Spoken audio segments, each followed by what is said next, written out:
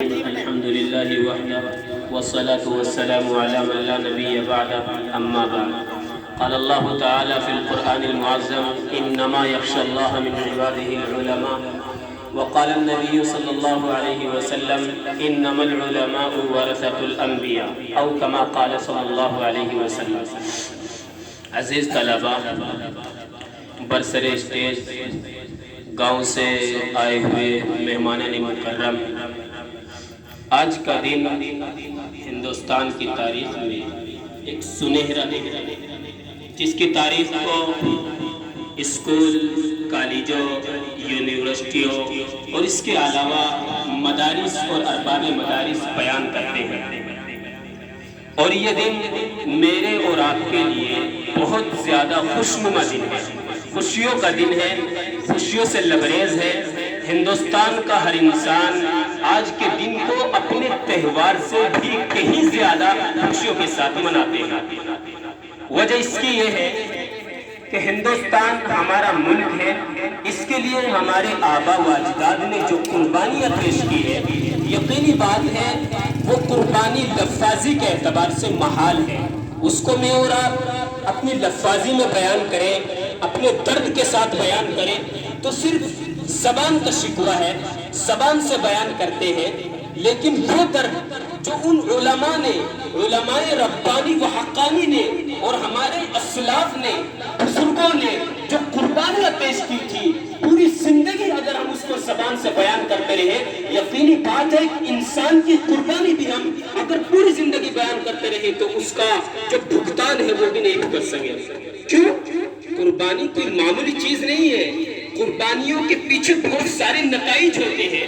بہت سارے علماء ایسے ہیں جنہوں نے اپنے بچوں کو اپنے سے جدا کیا تھا. بہت سارے علماء ایسے تھے جنہوں نے اپنی اولاد کو اپنے سے جدا کیا تھا، اپنی بیوی کو اپنے سے جدا کیا تھا، اپنی مال و متاع کو اپنے سے جدا کیا تھا، اپنی زمین و جائیداد کو اپنے سے جدا کیا تھا. اور ہندوستان کی ایک تاریخ ہے جس تاریخ میں علماء ربانی و حقانی قربانیاں دے رہے تھے. اور پوری دنیا جس کو انگریز کے نام سے موسوم کیا جاتا ہے، وہ ہندوستان کے علماء جو قربانیاں پیش کر رہے تھے ان کو بارہا تکتے رہے، بارہا دیکھتے رہے. یہ کیا کریں گے؟ یہ عالم جو مٹھی بھر کے عالم ہے، یہ ہمارے سامنے اتنی بڑی فوج کے سامنے یہ لرز رہے ہیں، یہ کانپ رہے ہیں، تھر تھرا رہے ہیں. ہمارے سامنے ان کی کوئی طاقت بن کر کے نہیں رہ سکتی. جب علماء ربانی و حقانی نے محنتیں شروع کی اور کام شروع کیا اور ہندوستان کی سرزمین پر اپنی جان، اپنے مال اور کہیے کہ تن من دھن کی بازیاں لگانی شروع کی، اللہ کی قسم جس جگہ سے کام شروع کیا تھا اس علاقے میں فتح ہوئی. پھر دوسرے علاقے میں پہنچے تو دوسرے علاقے میں انہوں نے قربانیاں پیش کی. وہاں پر انگریزی حکومت تھی اور انگریز لوگ ظالمانہ کردار نبھا رہے تھے. علماء ربانی و حقانی اپنے بچوں کو اپنے سے علیحدہ کیا، اپنی بیوی کو اپنے سے علیحدہ کیا، اپنے مال و متاع کو اپنے سے علیحدہ کیا. اور جب ان کے پاس کھانے کے لیے کچھ نہ رہا، جب ان کے پاس پینے کے لیے کچھ نہ رہا تو نواب غازی پورے کے پاس پہنچے. اور نواب غازی پورے کے پاس پہنچنے کے بعد درخواست کی: اے نواب، تو ہندوستان کا ایک انسان ہے، ایک مسلمان ہے، تیرے جسم میں خون ہے، تیرے جسم میں طاقت ہے، تیرے جسم میں ایمان کی حرارت ہے. اگر تو سمجھتا ہے یقیناً اسلام کے خاطر، ایمان کے خاطر اور کہیے کہ اپنے وطن کے خاطر قربانی دینا یہ بھی ایک اسلام کی اور ایمان کا ایک حصہ ہے، اگر تو سمجھتا ہے تو ہماری مدد کیجئے. اور اس وقت ان کے درد کو نواب غازی پورے نے سمجھا اور ان کو کہا کہ ٹھیک ہے، جب آپ کہہ رہے ہیں، آپ نے قربانیاں دی ہے اور قربانیاں دیتے چلے جا رہے ہیں تو میں آپ کی مدد کرتا ہوں. اس زمانے میں نواب غازی پورے نے 1000 چاندی کے سکے دیے اور کہا جاؤ ان کو خرچ کرو، میری جہاں بھی تمہیں ضرورت ہوگی مجھ کو اطلاع کر دینا، میں ہر وقت تمہاری خدمت میں حاضر ہوں. اور آپ کو بتاؤں 1000 چاندی کے سکے کس زمانے میں دیے تھے؟ جس زمانے میں ایک بکری کی قیمت 8 آنے کی تھی. ذرا سوچئے صحیح، ایک بکری کی قیمت جب 8 آنے کی ہو، اس زمانے میں 1000 چاندی کے سکے جس نے دیے ہوں اس کی خدمت کا، اس کی مدد کا، اور اس کی مدد اللہ کے یہاں کتنی قابل قبول ہوئی ہوگی۔ اور اس وقت انگریزوں نے ایک نعرہ چلایا تھا، وہ نعرہ یہ تھا کہ اپنوں کے پاس جاؤ پھول برساتے ہوئے اور دشمنوں کے پاس جاؤ آگ لگاتے ہوئے۔ یہ نعرہ بہت دن تک چلتا رہا، مدارس پر ایک کڑی نظر رہی۔ انگریزوں نے جب دیکھا کہ ہندوستان پر ہم حکومت قائم نہیں کر سکتے، کب تک؟ جب تک علماء ربانی و حقانی کو ہندوستان کی سرزمین سے ختم نہ کر دیا جائے۔ تو اس وقت مدارس اسلامیہ میں اپنے ظالمانہ کردار کو لے کر کے داخل ہوئے اور مدارس پر ایک کڑی نظر ڈال دی گئی، اور دیکھا کہ مدارس کی ایک لمبی عمارت ہے۔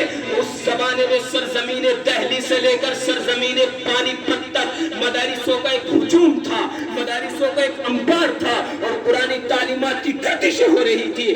صحرائے عرب و عجم میں قرآنی تعلیمات کے ترانے گنگنائے جاتے تھے، اور ہندوستان کی سرزمین پر پانی پت سے لے کر دہلی تک، چاندنی چوک سے لے کر آج بھی پانی پت کی سرزمین پر ہندوستان کا سب سے پہلا مدرسہ موجود ہے، جس کو میں اور آپ گنبدان کے نام سے موسوم کرتے ہیں۔ انگریز ظالم مدارس میں داخل ہوئے، مدارس کو ختم کرنے کی سازش کی گئی۔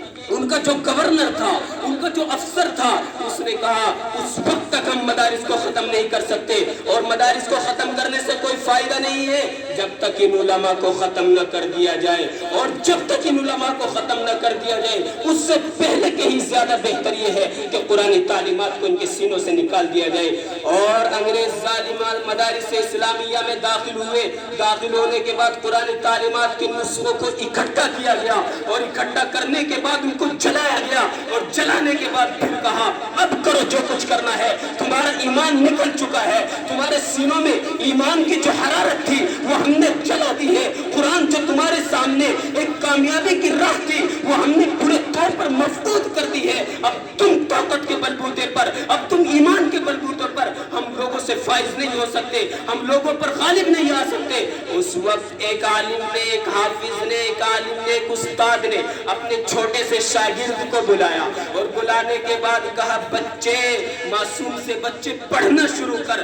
اللہ کی قسم اس چھوٹے سے بچے نے جو مدارس اسلامیہ کے ایک طالب علم تھا، قرآن کریم پڑھنا شروع کیا، الف لام میم سے پڑھا اور من الجنۃ والناس تک پہنچا۔ اس وقت انگریز ظالم یہ خارج کرتا ہوا اور یہ گنگناتا ہوا وہاں سے نکلا۔